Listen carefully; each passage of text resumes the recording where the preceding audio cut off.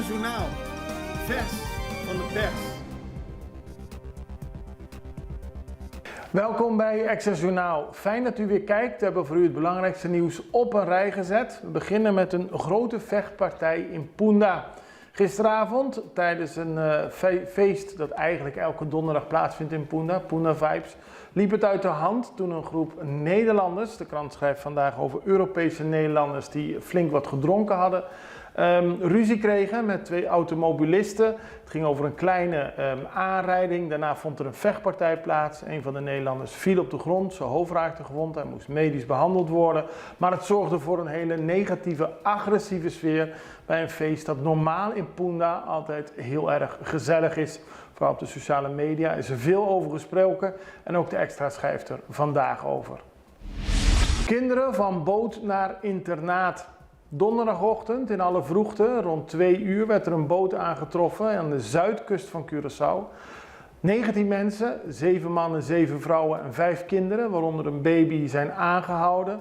En veel mensen op Curaçao vroegen zich af wat er nu met de kinderen gaat gebeuren. Nou, die zijn opgenomen, onder meer in een internaat en bij pleegouders. 7 van de 14 volwassen opvarenden zijn in beschuldiging van mensensmokkel gesteld. Dus die zitten vast. Dan kunnen de kinderen sowieso niet bij de moeders worden opgesloten. Maar volgens de politie wordt er altijd goed gekeken naar het welzijn van de kinderen in dergelijke gevallen. Aan het eind van deze aflevering van Extra Journaal hebben we nog een interview met Sally Clement van de Kustwacht hierover. Veel kritiek op Pisas. Minister-president Gilmar Pik Pisas heeft veel kritiek te verduren gekregen vanwege zijn brief aan het parlement, waarin hij stelt dat hij niet ingaat op de uitnodiging om uitleg te komen geven over het aanbod van Nederland 1,2 miljard te lenen in verband met de Enia-problematiek. Anna Maria Pauletta van de PAR vindt het onbestaanbaar dat de minister-president geen uitleg kon geven over zo'n enorm belangrijk onderwerp. Pisas zelf zegt in zijn brief dat er met Nederland een mediastilte is afgesproken, maar veel parlementariërs op Curaçao wijzen erop dat de staatssecretaris Van Hufferen in Nederland wel uitleg heeft gegeven aan de Tweede Kamer. Dus waarom Pisas niet? Hogere straf voor moord. Gisteren heeft de rechtbank 16 jaar gevangenisstraf opgelegd aan F. Harts. In eerste aanleg werd hij tot 13 jaar veroordeeld. Er was een hoger beroep nodig en nu is er dus 3 jaar op de straf bijgekomen. Het gaat om een moord die is gepleegd in Krakeel op Bandabau op 12 oktober 2021. Daar vermoordde Harts Ramon Melendez Requena, een man aan wie Harts geld schuldig was. In beroep tegen hoge straf, een ander hoger beroep, dat is aangevraagd door een man uit Santo Domingo en 2 uit Colombia. Die zijn verantwoordelijk gesteld voor de invoer van 1112 kilo coke, 1,1 ton kilo aan cocaïne. Die drugs werd aangetroffen op 26 mei 2022. Ze zijn veroordeeld tot elk 8 jaar gevangenisstraf, maar zijn daar nu tegen in hoger beroep gegaan omdat ze de straf te hoog vinden. Op 17 november wordt de zaak behandeld. Benzine, stroom, water, duurder. Het zijn vervelende tijden voor de consumenten op Curaçao. Een liter benzine gaat vanaf aanstaande dinsdag van 2,44 gulden naar 2,50 gulden. Dat is 6 cent duurder. Diesel wordt 17 cent per liter duurder, van 1,74 naar 1,91.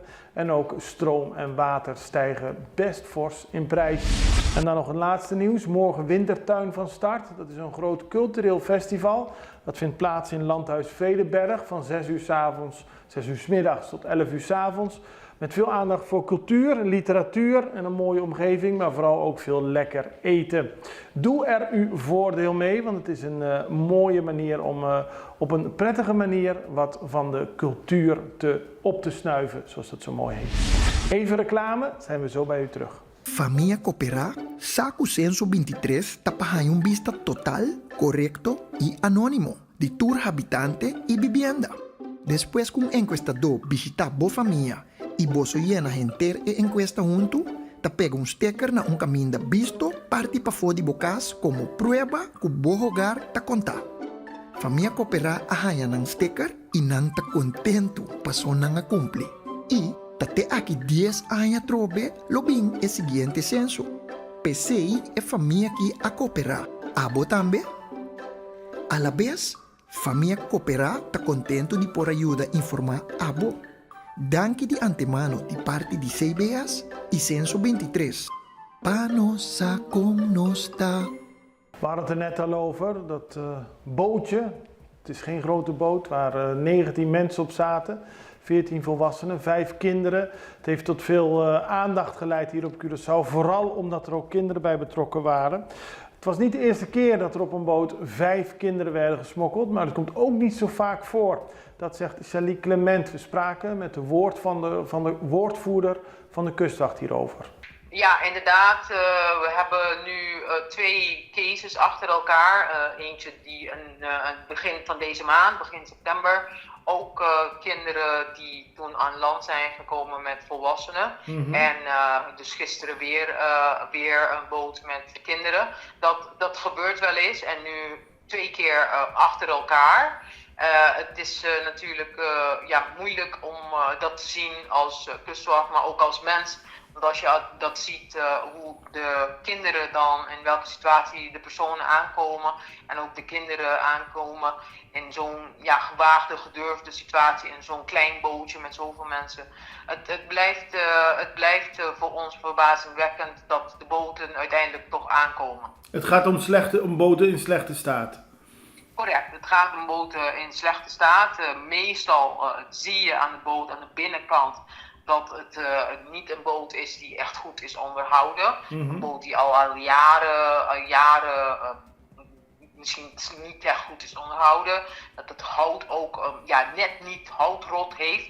Bijvoorbeeld in deze case van gisteren vertelden kustwachters dat de boot ook water naar binnen siepelde. En dat de mensen met bekertjes en kleine emmertjes en bekertjes onderweg, dus de reis die dan gemiddeld tussen de 6 en 8 uren duurt op grote zee, dan met bekertjes en kleine emmertjes water eruit halen om de boot zodoende drijvend te houden dat hij dan blijft varen. Terwijl er een baby aanwezig is en andere kleine kinderen. Klopt, correct. Want 5 kinderen, waarvan inderdaad een baby en dan 4 anderen tussen de leeftijd van 6 en 10 jaar. Dus het is een hele gewaagde reis waar deze personen aan beginnen. En als je dan ziet de situatie van de boot, dan schrik je. En dan denk je, nou, goed, uiteindelijk dat ze zijn aangekomen en door ons ook zijn opgevangen. En dat er niet iets erger is gebeurd onderweg. Ook vroegen we haar hoe mensen in het algemeen reageren als ze na zo'n lange reis naar Curaçao worden aangehouden door de kustwacht. Nou, meestal zijn de mensen heel rustig. Wij hebben natuurlijk onze wijze van aanhouden en ook opvangen van de personen. En de eerste is natuurlijk veiligheid van de kustwachters, onze eigen personeel. Want je weet nooit wat aan boord is. Want we hebben heel veel gevallen gehad waarbij aan boord ook wapens en andere soorten middelen en ook gevaarlijke dieren aan boord zijn. Het is donker. Je kan niet meteen zien en waarnemen wat aan boord is. Dus veiligheid als eerst, dus ons eigen personeel. En natuurlijk signalen aangeven van we zijn autoriteit. En meestal zijn de mensen heel rustig. Maar onze mensen moeten wel heel alert zijn. Want je weet niet wat de situatie is. Maar eenmaal dat men ziet van oké, het zijn zoveel mensen. En er is geen gevaar. Dan de-escaleren we. En dan is het rustig. De mensen zo snel mogelijk overzetten op onze vaartuigen. Want je weet niet dat op het laatste moment toch het bootje waar ze mee hebben gevaren alsnog gaat zinken. Dus zo snel mogelijk overzetten van de mensen en dan richting de kustwachtstijger varen.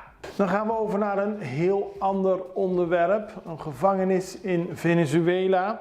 Die werd jarenlang geleid door bendeleden, maar nu heeft het leger en de politie de controle weer terugveroverd.